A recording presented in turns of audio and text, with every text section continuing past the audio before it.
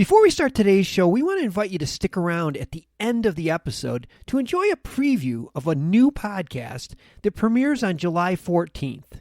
As the industry's exclusive cannabis podcast network, MJBulls is proud to present Women Leading in Cannabis. Join host Kira Reed each week for inspirational discussions with women who are leading the cannabis industry.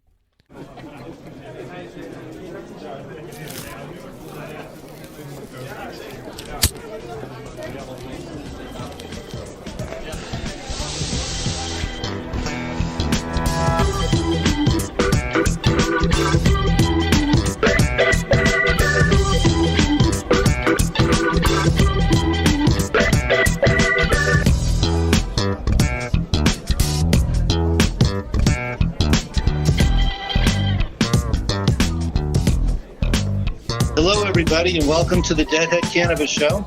Jim Marty talking here from Longmont, Colorado. I got my partner up in Chicago, Larry Mishkin. Hey, Jim, how are you today?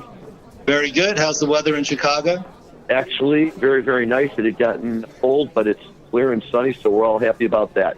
Well, it's a beautiful day here in Colorado, about 62 degrees and sunny. But speaking of weather... Yeah, I was just going to say. We had a hard freeze here a week or so ago. Just about a week ago today, or was it 2 weeks ago, but it got down. We had a 36 hours below freezing. It got down to 15, 17 degrees at my house. And that wreaked havoc on a lot of plants that were in the ground. One of our good Colorado companies, Los Suevos in Pueblo, it's been on the internet news that they think they might have lost half their crop. My wife lost a couple of her houseplants, and we got them in pretty quick, but not quick enough, and they died. So, yeah, it was a hard freeze. I'm not a scientist, but I learn a lot from being in this industry. And my understanding is that marijuana or hemp that's outdoors can survive a light first frost, but not a hard second frost. Well, our first frost was a hard frost, and I think some folks lost their crops. It was a big scramble to get them harvested and inside and drying out. So anyway, yeah, Mother Nature... Let me ask you a question. Is there any precedent for that in Colorado?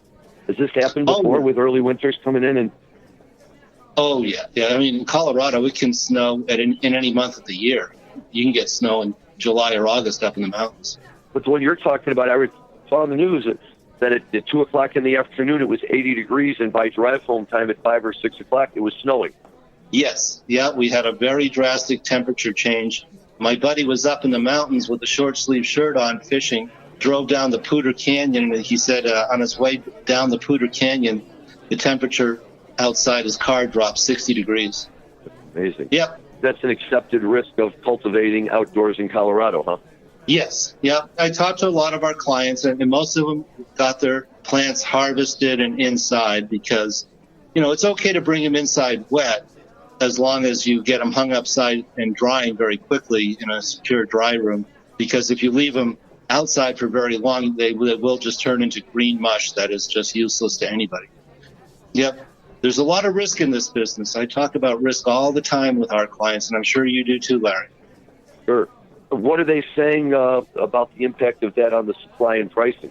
Well, like I said, I think a lot of the outdoor crop got inside okay.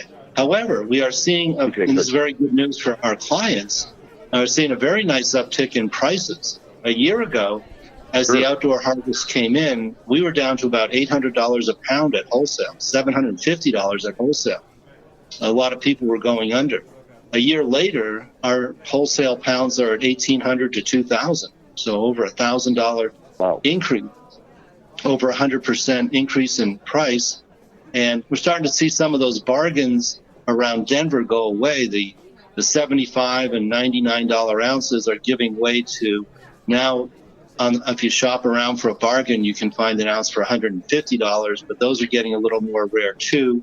You see an ace tick up from $20, $25. Now ace are up to $30, $35. So we're seeing some uptick in prices, which is good for the industry. You need a lot of profit margin in this industry to survive IRS Code Section 280E and other various risks that we just talked about. People call me all the time and want to talk about investing in cannabis. And I'll have to say, even my own partners here at the CPA firm, we're constantly talking about the very, very many different risks associated with this industry, starting with the fact it's federally illegal. But then you got weather risk, you got regulatory risk, you've got real estate risk. The list goes on. Let me ask you: is that green mush that gets left behind when this happens with the weather? Can they even make extract out of that? Does it have any value at all? I don't believe so. I could be wrong. And Wow. if you can do a quick, throw it in the freezer. They call that. There's a name for that. It'll come to me, but fast freeze or something like that, where they take it right from the field and put it into a freezer before the plant even knows it's dead. There might be some possibility for that, but that's about it.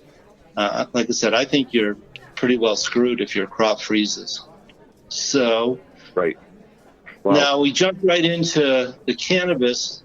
We want to talk a little bit about music, and one of my favorite artists, Les Claypool of Primus, has announced that he's getting the Oysterhead band back together, which is Trey Anastasio on lead and Les Claypool on bass, of course, and then Stewart Copeland on drums from the Police. It's such a great mashup of musicians, and I just love Stewart Copeland being a part of that. Les Claypool, he has a well-established spot in the jam band world, and Primus is certainly as good as many of them. But you think of a guy like Stewart Copeland and the Police, who certainly were the big news of their day, but it's hardly the same sound that that Trey and Primus crank out, and yet there he is. It's such a natural fit that it's really wonderful to see. Yeah, I have a great story about the first time I saw Les Claypool and Primus. They opened the first Bonnaroo, and Really? they played middle of the afternoon, bright sunshine, big crowd, just getting Bonnaroo kicked off for the very first time. This would have been June of 2002, and in through the back of the crowd comes a marching New Orleans street band, whose name right now, the Dirty Dozen Brass Band. The Dirty Dozen Brass Band comes marching through the crowd, New Orleans style, big horns blowing, tubas, trombones, the whole bit, march right up the middle of the crowd, right up onto stage, and start jamming with Primus. That's awesome. Yeah. That's great. That's a great thing. Yep, you get good stuff like that, and then here it is. And, it's just a lot of fun to see them all together and to see them up there. For Trey, it gives him a whole new set of boundaries to play within. And as we've discussed, he's so hot right now that those are going to probably be great shows. Are any of them coming through your town? Yes, we're getting 2 shows right outside of Boulder and Broomfield, Colorado. I think we're the first show on the tour, and that'll be in February 2020. So we're looking forward to those shows. And I think the lottery might have started in the last day or so. And yeah, we plan to buy tickets right away and try to stay off the secondary market. But obviously the shows will sell out very quickly. Trey must really like Colorado because he was here doing solo just before Christmas. In the spring, late spring, he came and did his tab band at a new venue in Denver. And then, of course, we got our 3 fish shows on Labor Day. And now he's back here again. So I don't know that it has anything to do with the fact that Colorado has legal cannabis, but Trey sure seems to like Colorado. You guys are only too happy to have him come along. No, that's great. And maybe he'll team up with his old buddy Bob Weir, who by the way, just celebrated a birthday the other day. 72 years old, Mr. Weir. Right. I knew he was an October birthday. Very good. We're looking forward to seeing the shows in Los Angeles, December 27th and 28th. Of Dead & Co. So yeah, that's what you were saying. Those will be great too. But I get such a kick out of the fact that Bob Weir is 72 years old, right? And just think of him so much as kind of like the young wild child of the Grateful Dead. It's a great story how Garcia had to go ask his parents, Weir's parents, for permission to play with the band when they first started, because under California law, Bobby was too young under their employment laws and workers' laws. So they had to get his parents to agree and to sign off to let him become a permanent member of the band. Otherwise, promoters weren't letting him come into their venues to play. And now he's 72 years old, and it's and he's going stronger than ever. I don't know if you've seen his video workout on YouTube, but boy, he does a workout that would put most of us to shame. I have not seen that. That's very interesting because at age 63, I'm enjoying my workouts, and I always like to bring new things into it. But yes, I've heard those stories of Bob Weir. And as he described it, I think it was the Other One documentary about Bob that he ran away and joined the circus. Right. Exactly right. You know, and always the prankster, you know, memorialized in the Other One, right? The Heat came by and busted me for smiling on a cloudy day, which is another great story. He dropped some water balloons out of the window on the police officers outside of the Dead's house on the Haight. Then he came outside and just sat on the curb and just had this goofy grin smiling at them. So they, the determination that he was the mad bomber of the water balloons, and they carted him off. And that's where he came up with that line for the song. Yes. The Heat came around and busted me for smiling on a cloudy day. Or was it a sunny day? Cloudy days. Anyway, yeah, he has some great stories. Have you ever looked up the net worth of like Phil and Bob? It's like over 100 million. I have not, but it's, you know, it's certainly not surprising. My understanding was that Bob came from a family that had some money. I don't know how accurate that is, but that was always my understanding of it. He had gone to boarding school one after another because he couldn't manage to stay in any of them without getting tossed out. But when you look at the Grateful Dead numbers, right, while Garcia was still alive, so through 95, they remained one of the top grossing live acts in the country. And the stories that I've read have been that since Garcia's death and with the advent of all the Dick's picks and Dave's picks and all the box sets that they're coming out with and everything else that they're doing, that annually they're making way, way more now than they ever did when they were in their peak touring form. And that, you know, they're all cashing in on all of this. And so, you know, that wouldn't surprise me at all to find out that these guys are sitting on a boatload of money every time they go into their vault and pull out another show, and, you know, it sells out right away, and they make, you know, however much money they make on that, then they sell these $1,000 box sets, and those sell out. Yeah, and there's more to it than that. Every time a Grateful Dead song is played on the radio or the Sirius, anywhere in the world, the artist gets a few pennies or even a fraction of a few pennies. And of course, over a career of 60-some years, that adds up. Adds up very quickly. Yeah, certainly. So, hey, listen, you know, that just makes me happy to know that they're not touring because they need to, and that they're touring because it's really something that they enjoy doing. I certainly think that's pretty obvious when you see them up on stage and all the fun that they're having, and, you know, all the good stuff that's going on. And hey, let's keep the good times rolling right along. Yeah, that was what I was thinking when I saw how much my New Year's tickets were. Right. I said, do they really need to charge $160 a piece for these? But anyway, I don't know. My son, Matt, he goes, hey, what else are you going to do for $160 on New Year's Eve? Exactly right. Where on New Year's Eve, you know, which is the greatest overhyped night of the year, you know, how many other places would you really truly rather be than sitting in a room listening to the Grateful Dead perform live at the stroke of midnight? To me, it's the best place to be. So that'll be good for you, and you'll enjoy, and we'll hear stories about that. Oh, yeah, looking forward to that. But before we run out of time, I wanted to talk a little more about the hemp show I was at a week ago today. Yeah, very interesting. I told some stories about it on our last podcast, but one of the very interesting things was, unlike a marijuana show, and Larry, you and I have been to dozens and dozens of marijuana shows, it's really frowned upon. You can't really sell product at a marijuana convention or conference. However, hemp, you can with hemp. Many people were selling or giving away products. I came home with a very big goodie bag. There was 400 booths there. I got to maybe less than 100, maybe 75, 80 booths. And I always introduce myself and tell them that I'm an accountant in the cannabis and hemp world. And I always say, hey, where are you guys from? And how long you been in business? And I think the oldest answer to that question was 2016. Many of these companies have been formed in 2017, 18, and even 19. Sure. Very, very new companies, a very new industry. It reminds me of where the legal marijuana world was back in 2012 and 13. But very young companies, they're very excited.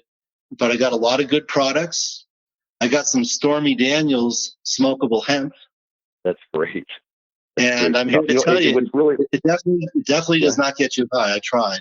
which was good because I'm not purely light marijuana smoker, but legal hemp is supposed to, have the relaxation powers without, the high.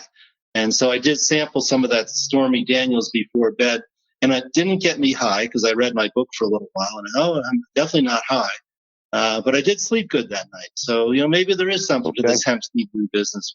But I got all kinds of tinctures and creams and ointments. That's fantastic. And what you just mentioned, I think that's ultimately really the key to all of this, is that people will understand that it does give you that healthful benefit without getting high. In Chicago this week, they have something called it's Chicago Ideas Week. And it started a few years back, and it's basically an opportunity for a lot of people to come in and do a lot of presentations on a bunch of different topics, think TED Talks and things like that. And so I went to a couple of them that were related to cannabis, and one of them was yesterday morning. And on the panel was former NBA player Al Harrington. And Harrington currently owns two companies. One is called Viola, which is his cannabis, his THC company, and then another one called Harrington Wellness Services or something like that, and that's his CBD company. And he's trying to explain to people, the difference between the two. And he told this story, which was an amazing story. And he went up afterwards and he said, "Feel free to tell it." So I'm telling it for Al and his grandma. And his story was that his grandma knew what he was getting into and kept saying, "Grandma, you have all these health issues. This cannabis can really help you." And his line is, she'd turn to him and say, "I'm not going to smoke any of that reefer. I don't want any of it." So finally he got back to her and said, "Well, look, Grandma, here, try this stuff. It's CBD, and this will really help you with your glaucoma. And you say you have trouble reading your books, and this will help you, but it won't get you high." No, it's cannabis. It's all the same. I'm not touching that stuff. And he said, "Well, okay, you got to do what you got to do." And he said he left some lying around, though, and he came home later that night and it wasn't there. So he went in to find his grandma to tease her a little bit if she tried it. And he went into her room, and she was sitting in her room, and she was sitting there with her back to him on the bed, crying.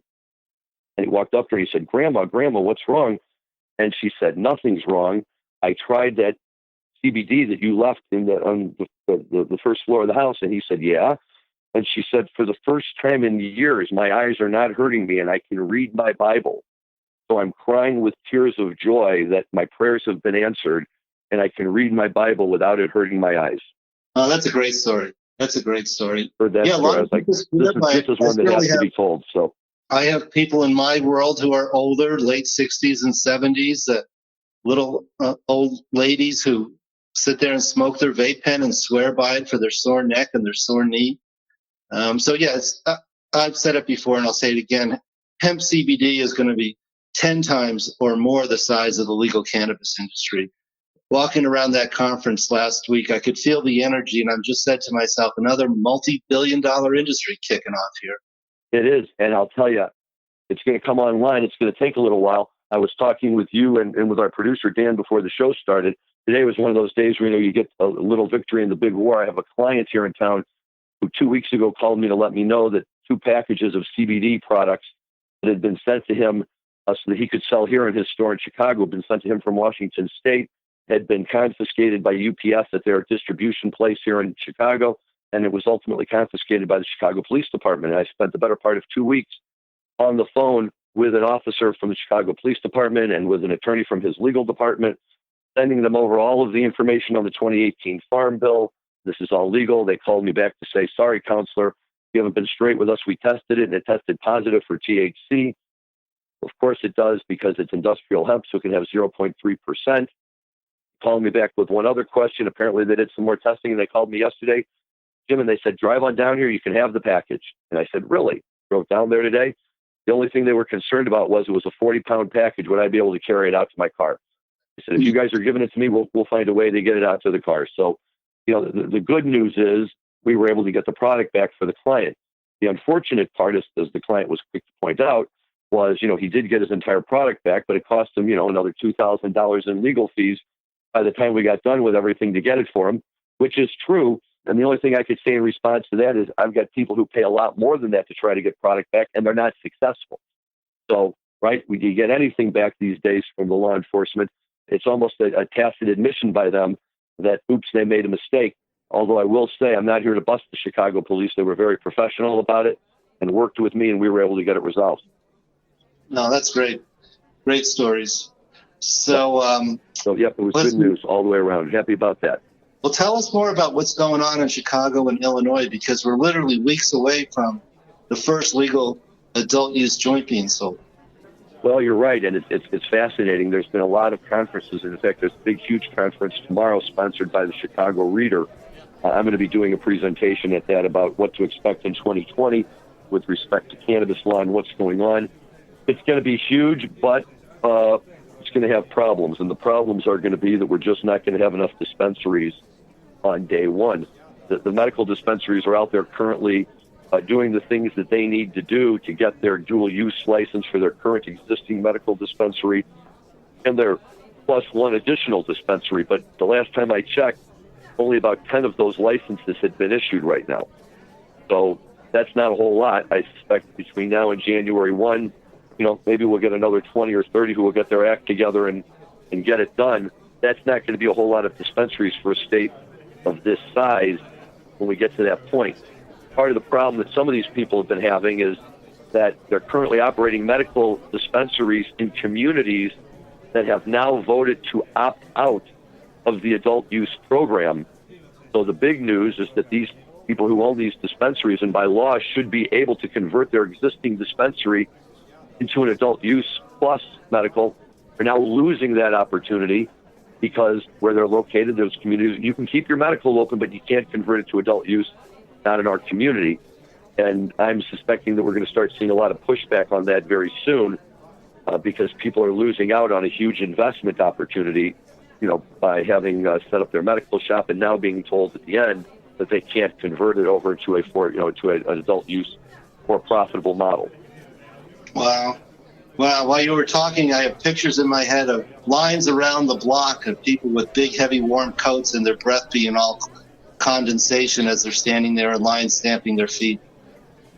Well, I think you're right, Jim, and, it does get cold here in January, and there will be a lot of people who are going to go rushing out to get what they can get, and the dispensaries are aware of it. I stopped by my medical dispensary last week, and the first three things that I asked for, they were all out. They told me flat out, we're starting to conserve, and there's going to be cutbacks in what's available because we have to make sure we have enough product available on January 1.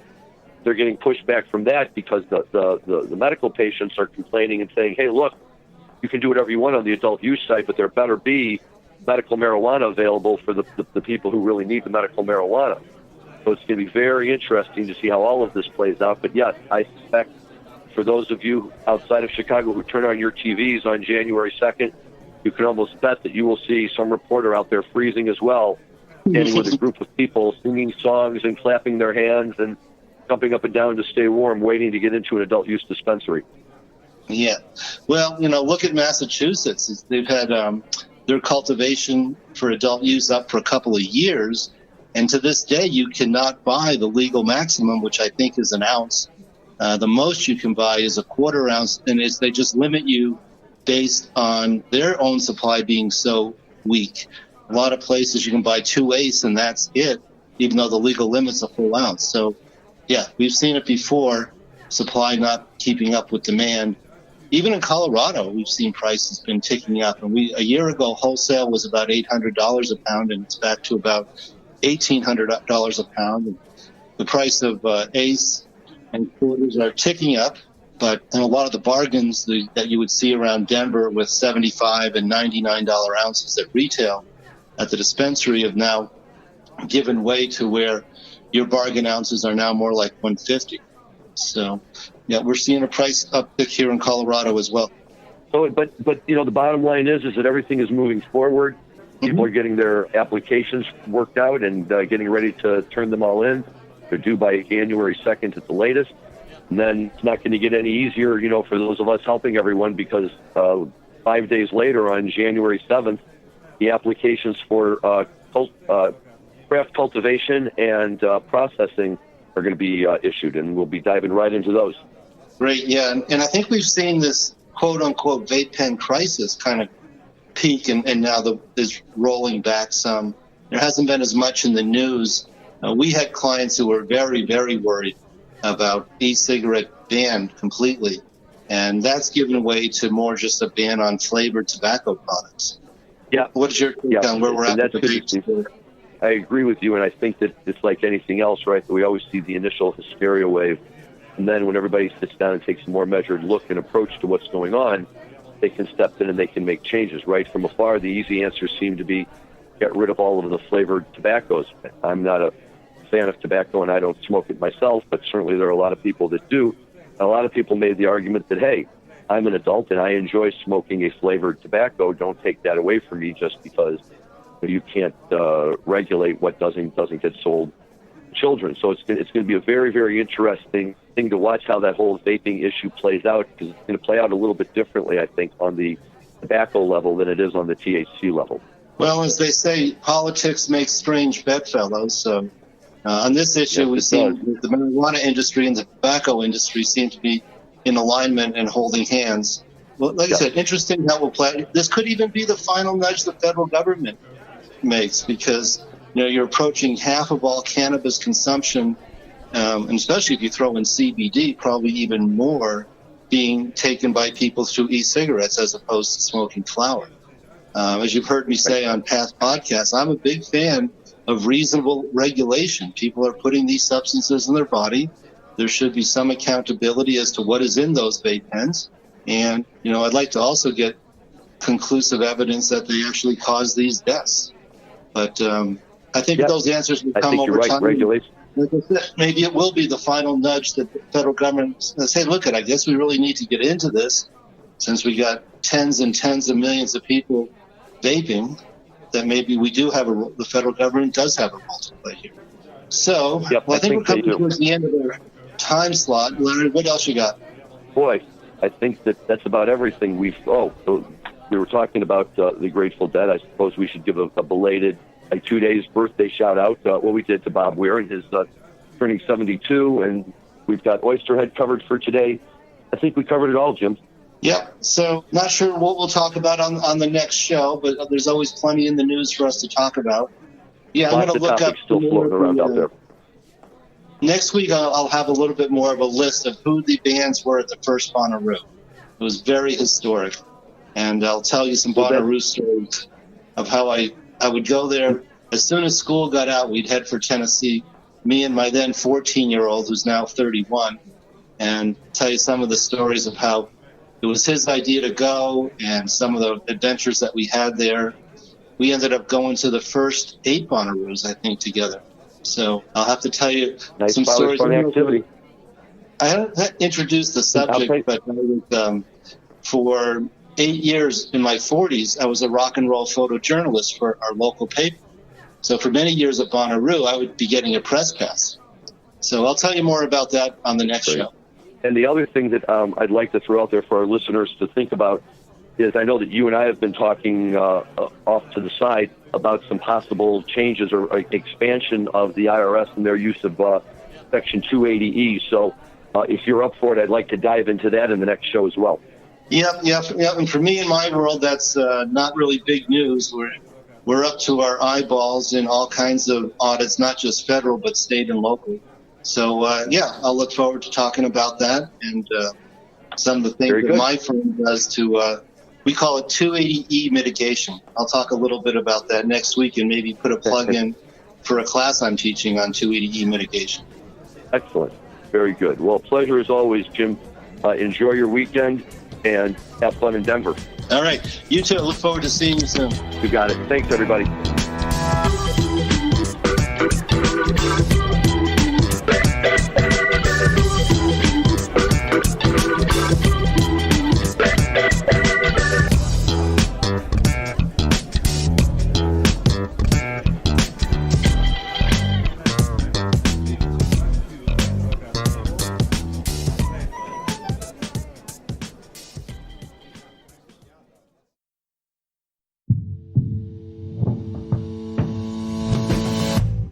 Tell me, boy, you make me so bored. You need to walk the other way. I tell you once more. Please get out of my way. I don't want you no more. We're done here, boy. I know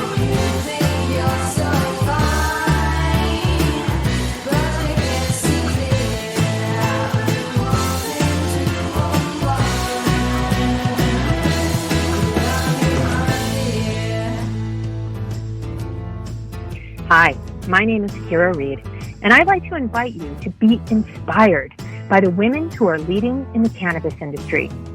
Each week, we will discuss empowerment, leadership, and what it means to be a woman in charge in marijuana, hemp, and CBD.